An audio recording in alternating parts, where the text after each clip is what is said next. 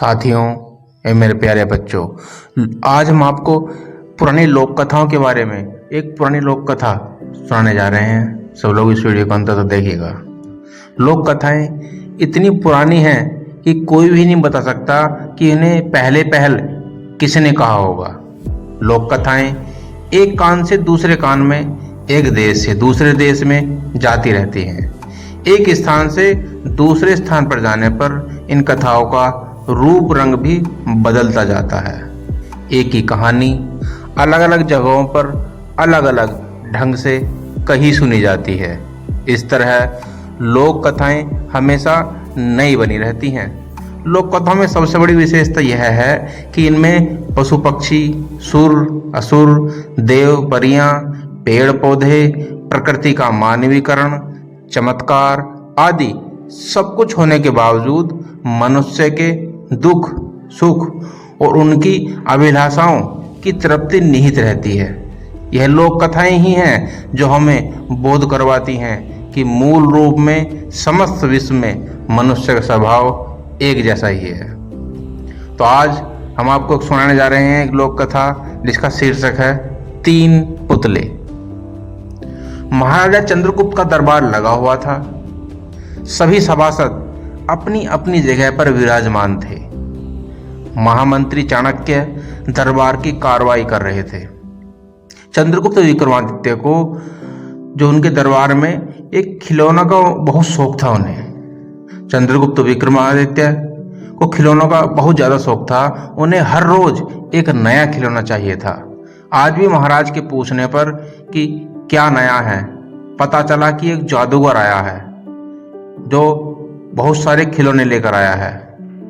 एक सौदागर भी है जो अपने साथ बहुत सारे सौदागर के पास बहुत सारे खिलौने हैं जो लेकर के आया है, और कुछ नए खिलौने लाया है और कुछ पुराने खिलौने भी उसके पास हैं। सौदागर का ये दावा है कि महाराज या किसी ने भी आज तक ऐसे खिलौने ना कभी देखे हैं और ना कभी सुने हैं। यह सुनकर महाराज ने सौदागर को बुलाने की आज्ञा दी। सौदागर आया और प्रणाम करने के बाद अपनी पिटारी में से तीन पुतले निकालकर महाराज के सामने रख दिए और कहा कि अन्नदाता, ये तीनों पुतले अपने आप में बहुत विशेष हैं। देखने में भले एक जैसे लगते हैं मगर वास्तव में बहुत निराले हैं। पहले पुतले का मूल्य 1,00,000 मोहरे हैं, दूसरे का मूल्य 1,000 मोहरे हैं और तीसरे का मूल्य केवल 1 मोहर है। सम्राट ने तीनों पुतलों को बड़े ध्यान से देखा।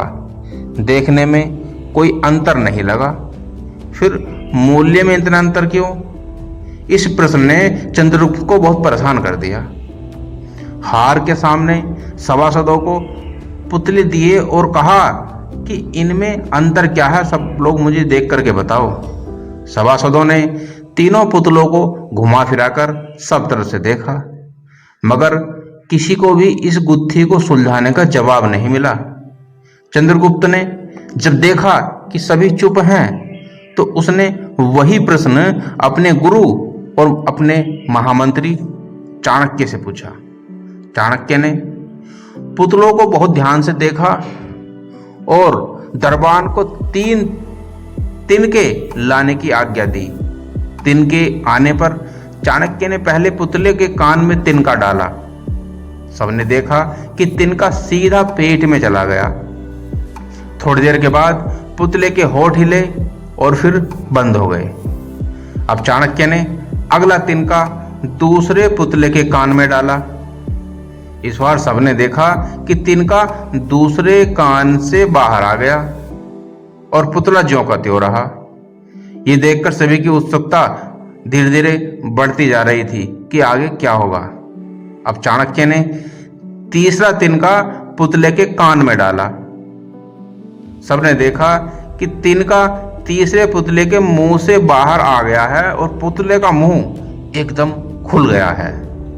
पुतला बराबर हिल रहा है जैसे कुछ कहना चाहता हो। चंद्रगुप्त के पूछने पर कि ये सब क्या है और इन पुतलों का मूल्य अलग अलग क्यों है, आचार्य चाणक्य ने बड़ी चालाकी से उत्तर दिया। राजन, चरित्रवान सदा सुनी सुनी बातों को जो दूसरों से सुनते हैं अपनों तक ही रखते हैं और उनकी पुष्टि करने के बाद ही अपना मुंह खोलते हैं। यही उनकी महानता होती है।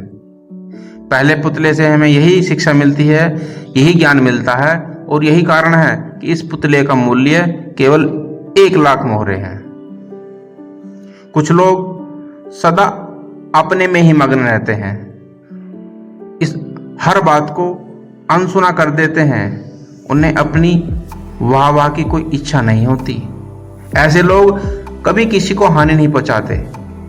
दूसरे से पुतले से हमें यही ज्ञान मिलता है, दूसरे पुतले से हमें यही शिक्षा मिलती है और यही कारण है कि इस पुतले का मूल्य 1000 मोहरे है। कुछ लोग कान के कच्चे होते हैं और पेट के बहुत हल्के होते हैं। कोई भी बात सुनी नहीं कि सारी दुनिया में शोर मचा दिया। इन्हें झूठ सच का कोई ज्ञान नहीं होता। इनके पेट में कोई बात पचती नहीं है।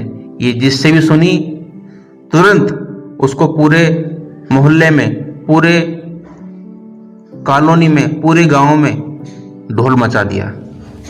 बस यही मुंह खोलने का मतलब है। उन्हें केवल मुंह खोलने से मतलब है, बाकी उन्हें कोई ज्ञान नहीं होता। यही कारण है कि इस पुतले का मूल्य केवल 1 मोहर है। तो बच्चों, मेरे साथियों, आपको जानकारी हो गई होगी कि इस कहानी से हमें क्या शिक्षा मिलती है। हमें कभी भी अपने मुंह से जो भी बोलना चाहिए, अपने मुंह से हम जो भी प्रत्येक शब्द बोलें उसे बड़े ही मधुरता से और बड़े ही सोच समझ कर बोलें, जिससे सामने वाले को वह बात कड़वी ना लगे। और ऐसा करें, अपने कर्म ऐसे करें कि उन कर्मों से उनका स्वयं का तो भला हो, लेकिन दूसरे का कोई नुकसान ना हो, दूसरे की कोई हानि ना हो। तो सब लोगों को धन्यवाद यह कहानी सुनने के लिए। सबको मेरा प्यार भरा नमस्कार।